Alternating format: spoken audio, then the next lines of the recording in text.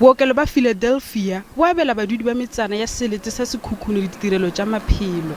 Bookelo bjoo ga bona le seriti ka bophela bo le ditabeng.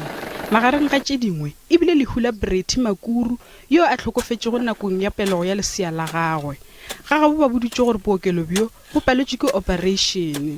Rila bo sena working injection or working something like a theater or so.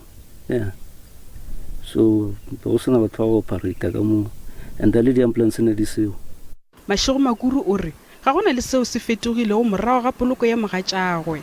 Le ka July ke bolokile sestera ka gape ba mo tšhatšhile a ntša sa ba a sa tsamaya sa bolele.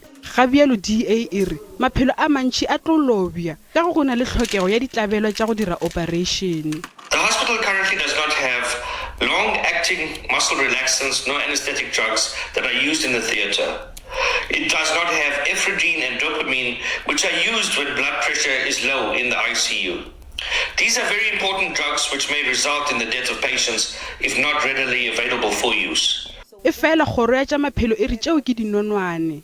Divaile tše re na leng tšona ke tše dintšhi re ka nna ra se di fetše so startang go bona gore le ka thuša go iša mo dipetlela tša go tshwana le bo Mankweng le bo Polokwane mo ba leng busy kudu gore re tsebe gore re ka di puša ka gore ga re ka se di puša di expire. Ba Kgoro ya maphelo ba re mabapi le seemo sa bookelo bjoo ba bona kaonafalo.